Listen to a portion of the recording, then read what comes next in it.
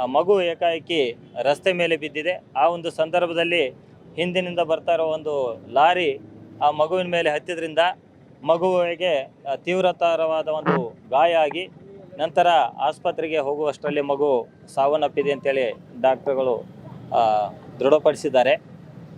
ಈ ಒಂದು ಘಟನೆಗೆ ನಾನು ಪೊಲೀಸ್ ಇಲಾಖೆ ಪೊಲೀಸ್ ಇಲಾಖೆಗೆ ಇದಕ್ಕೆ ಮೂಲ ಕಾರಣ.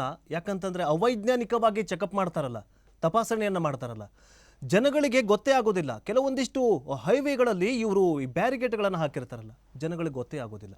ಇದೇ ಶೇಷಾದ್ರಿಪುರ ಮತ್ತು ಬರೀ ಇದು ಬೆಂಗಳೂರಲ್ಲಿ ಅಷ್ಟೇ ಅಲ್ಲ, ಸಣ್ಣ ಪುಟ್ಟ ಹಳ್ಳಿಗಳಲ್ಲಿ ಸಣ್ಣ ಪುಟ್ಟ ಹಳ್ಳಿಗಳಲ್ಲಂತಂದರೆ ಒಂದು ಕಾಲದಾರಿಯಲ್ಲೂ ನಿಂತ್ಕೊಂಡು ತಪಾಸಣೆ ಮಾಡುವಂತಹ ವ್ಯವಸ್ಥೆ ಪೊಲೀಸರದ್ದಿದೆ.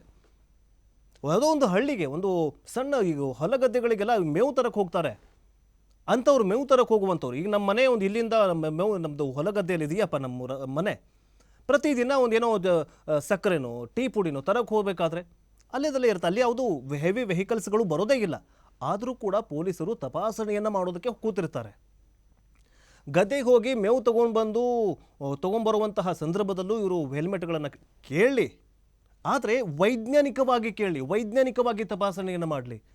ಯಾಕೆ ಇವರು ತಪಾಸಣೆಯನ್ನು ಮಾಡ್ತಾ ಇದ್ದಾರೆ ಅಂತಂದರೆ, ಪೊಲೀಸರ ಮೇಲೂ ಕಾನ್ಸ್ಟೇಬಲ್ಗಳ ಮೇಲೂ ಆಯಾ ಪೊಲೀಸ್ ಠಾಣಾ ವ್ಯಾಪ್ತಿಯ ಮೇಲೆ ಅಥವಾ ಪೊಲೀಸ್ ಠಾಣೆಯ ಮೇಲೆ ಇವರಿಗೆ ಇಂತಿಷ್ಟು ದಂಡವನ್ನು ವಸೂಲಿ ಮಾಡಬೇಕು, ಇಂತಿಷ್ಟು ಟಾರ್ಗೆಟನ್ನು ಕೊಟ್ಟಿದ್ದಾರೆ ಅಂತ ಕೆಲವೊಂದಿಷ್ಟು ಸಿಬ್ಬಂದಿಗಳೇ ಹೇಳ್ತಾರೆ, ಪೊಲೀಸ್ ಸಿಬ್ಬಂದಿಗಳೇ ಹೇಳ್ತಾರೆ.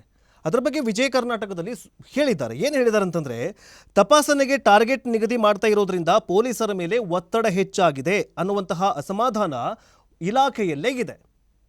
ಇವ್ರ ಮೇಲೆ ಇರುವಂತಹ ಅಸಮಾಧಾನ ಅಂದರೆ ಇವ್ರ ಮೇಲೆ ಇರುವಂತಹ ಟಾರ್ಗೆಟು, ಇವ್ರಿಗಿರುವಂತಹ ಟಾರ್ಗೆಟನ್ನು ಜನಸಾಮಾನ್ಯರಿಗೆ ಅದು ಮಗು ಸತ್ತೋಯ್ತಪ್ಪ, ಏನು ಮಾಡೋದೀಗ?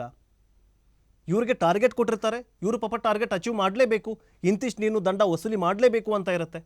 ಸೊ ಹೀಗಾಗಿ ಪೊಲೀಸ್ ಮಹಾನಿರ್ದೇಶಕರು ಈಗೇನು BMTC ಬಸ್ ಕಂಡಕ್ಟರ್ ಡ್ರೈವರ್ಗಳಿಗೆ ನೀವೇನು ಟಾರ್ಗೆಟನ್ನು ಕೊಟ್ಟಿಲ್ಲಲ್ಲ, ಅದೇ ತೆರನಾಗಿ ಇಲ್ಲೂ ಕೂಡ ಮಾಡಬೇಕು. ನೀವು ವೈಜ್ಞಾನಿಕವಾಗಿ ಚೆಕ್ ಮಾಡಿ. ಈಗೇನ್ರಿ ಕಮ್ಮಿ ಇದೆ ಟೆಕ್ನಾಲಜಿ, AI ತಂತ್ರಜ್ಞಾನ ಇದೆ. ಒಂದೊಂದು CCTV ಫೂಟೇಜ್ಗಳನ್ನು ಹಾಕಿ, AI CCTV ಫೂಟೇಜ್ಗಳನ್ನು ಹಾಕಿ ಎಲ್ಲ ಕಡೆ ಇದೆ. ಸೊ ಈ ಥರನಾಗಿ ನಿಮ್ಮ ಒಂದು ಟಾರ್ಗೆಟ್ ಅಚೀವ್ ಮಾಡೋದಕ್ಕೆ ಪೊಲೀಸರು ಈ ಥರ ಮಾಡಿದ್ರೆ ಹೆಂಗೆ? ಇದು ಯಾರ ಮೇಲೆ ಇಫೆಕ್ಟ್ ಆಗುತ್ತೆ? ಅದ್ಯಾರು ಪರಿಹಾರ ಕೊಡ್ತೀವಿ, 10 ಲಕ್ಷ ಪರಿಹಾರ ಕೊಡ್ತೀವಿ ಅಂತ ಹೇಳಿದ್ರು. ಆ ಪಾಪ ಪೋಷಕ ತಂದೆ ಹೇಳ್ತಾನೆ, ನಾನೇ 10 ಲಕ್ಷ ಪರಿಹಾರ ಕೊಡ್ತೀನಿ ಪೊಲೀಸ್ ಅಪ್ಪನಿಗೆ, ಅದು 3 ಜನ ಸಸ್ಪೆಂಡ್ ಆಗಿರುವಂಥ ಪೊಲೀಸರಿಗೆ ನಾನೇ 10 ಲಕ್ಷ ಅಲ್ಲ 20 ಲಕ್ಷ ಕೊಡ್ತೀನಿ, ನನ್ನ ಮಗಳನ್ನು ತಂದುಕೊಡಿ ಅಂತ ಹೇಳಿದ್ರೆ ಎಲ್ಲಿಂದ ತಂದು ಕೊಡಬೇಕು? ಕಾಮನ್ ಸೆನ್ಸ್ ಅಲ್ವಾ? ಸೊ ಹೀಗಾಗಿ ತಮ್ಮ ವೈಯಕ್ತಿಕ QR ಕೋಡ್ನೊಂದಿಗೆ ದಂಡವೆಂದು ರಶೀದಿ ಇಲ್ಲದೆ ಮೊತ್ತವನ್ನು ವರ್ಗಾಯಿಸುತ್ತಾ ಇರುವಂತಹ ಪ್ರಕರಣಗಳು ಕೂಡ ಇವೆ. ಅಲ್ಲದೆ ಹಲವಾರು ತಪಾಸಣೆ ಸಂದರ್ಭದಲ್ಲಿ ನಗದು ನೀಡುವಂತೆ ಒತ್ತಾಯಿಸ್ತಾ ಇದ್ದು ಯಾವುದೇ ದಾಖಲೆ ನೀಡ್ತಾ ಇಲ್ಲ ಎನ್ನುವ ಆರೋಪಗಳು ಕೂಡ ಇವೆ. ವಿಡಿಯೋ ಹಾಗೂ ಫೋಟೋ ತೆಗೆದು ಅವುಗಳ ಮೂಲಕ ಸವಾರರು ಹಾಗೂ ಚಾಲಕರ ಮನೆಗಳಿಗೆ ಬಾಗಿಲಿಗೆ ದಂಡವನ್ನು ಕಳಿಸ್ತಾ ಇದ್ರೂ ಕೂಡ ಈ ಒಂದು ದಂಡ ವಸೂಲಿತೆ ಅಂದರೆ ಈಗ ಏನಾಗಿದೆ ಅಂತಂದರೆ, ಕೆಲವೊಂದಿಷ್ಟು ಅವ್ರ ಹತ್ರ ಈಗ ಒಂದು ಕ್ಯಾಮ್ರಾ ಇರುತ್ತೆ. ಈಗ ಸಾರ್ವಜನಿಕರು ಕೂಡ ಎಚ್ಚೆತ್ಕೊಳ್ಬೇಕು. ನೀವೇನೋ ದುಡ್ಡು ಕೊಡ್ತೀರಾ, ದಂಡ ಕಟ್ತೀರಾ, ರೆಸಿಪ್ಟನ್ನು ತಗೊಳ್ಳಿ. ಜೊತೆಗೆ ಅವರು ಏನಂದರೆ ಕ್ಯಾಮ್ರಾಗಳನ್ನು ಹಾಕ್ಕೊಂಡಿದ್ದಾರೆ ಇಲ್ವ ಅಂತ ಚೆಕ್ ಮಾಡಿ. ರಾಜ್ಯದ ಪ್ರತಿಯೊಂದು ಮೂಲೆಯಲ್ಲಿ ಯಾವುದೇ ಹಳ್ಳಿಗಳಲ್ಲಿ ಪೊಲೀಸರನ್ನ ಚೆಕ್ ಮಾಡೋದಕ್ಕೆ ನಿಂತಿದ್ರೆ, ಕೈಯಲ್ಲಿ ದೊಣ್ಣೆಯನ್ನು ಹಿಡ್ಕೊಂಡಿದ್ರೆ ಫಸ್ಟು ದೊಣ್ಣೆ ತೆಗೆದಿಟ್ಟು ಆಮೇಲೆ ನಿನ್ನನ್ನು ಚೆಕ್ ಮಾಡುವಂತೆ ಕೇಳಿ.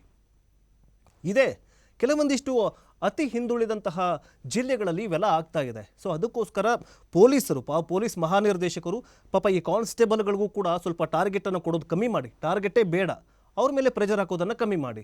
ಇಂತಿಷ್ಟು ನನಗೆ ದಂಡ ವಸೂಲಿ ಮಾಡಬೇಕು ಅಂತಂದರೆ ಎಲ್ಲಿಂದ ದಂಡ ವಸೂಲಿ ಮಾಡಬೇಕು? ದಂಡ ವಸೂಲಿ ಮಾಡುವಂತಹ ನೀವು ಪ್ರೆಷರ್ ಆಗ್ತಿರಲ್ಲ, ಇಂತಹ ಘಟನೆಗಳು ನಡೆಯುತ್ತೆ. ಇದೇ ಮೊಟ್ಟ ಮೊದಲನೇ ಬಾರಿಗೆ ಘಟನೆ ನಡೆದಿರೋದಲ್ಲ, 4-5 ನಂಜನಗೂಡಲ್ಲಾಗಿದೆಯಂತೆ, ಮೈಸೂರಲ್ಲಾಗಿದೆ, ಮೈಸೂರಿನ ಕೆಲವೊಂದಿಷ್ಟು ದಾವಣಗೆರೆಯಲ್ಲಾಗಿದೆಯಂತೆ, ಬೆಳಗಾಮಲ್ಲಾಗಿದೆಯಂತೆ. ಸೊ ಈ ಥರನಾಗಿ ದಂಡ ವಸೂಲಿ ಮಾಡುವಂತಹ ಪ್ರೆಷರನ್ನು ಇಟ್ಕೊಂಡು ಕಾನ್ಸ್ಟೇಬಲ್ಗಳು ಈ ಥರ ಮಾಡ್ತಾ ಹೋದರೆ ದಿನಕ್ಕೊಂದೊಂದು ಈ ಥರ ಸಾವು ನೋವು ಆಗ್ತಾ ಇದ್ರೆ ಇದೇನೋ ಹೈಪ್ ಆಗಿದೆ, ಸುದ್ದಿ ಬಂದಿದೆ. ಈ ದಂಡ ವಸೂಲತೆಯಿಂದ ಅಥವಾ ಈ ತಪಾಸಣೆಗಿಂದ ಎಷ್ಟು ಜನರಿಗೆ ತೊಂದರೆ ಆಗಲಿ. ಹೆಲ್ಮೆಟ್ ಕಡ್ಡಾಯವಾಗಿ ಸಂಚಾರಿ ನಿಯಮಗಳನ್ನು ಎಲ್ಲರೂ ಪಾಲನೆ ಮಾಡಲೇಬೇಕು.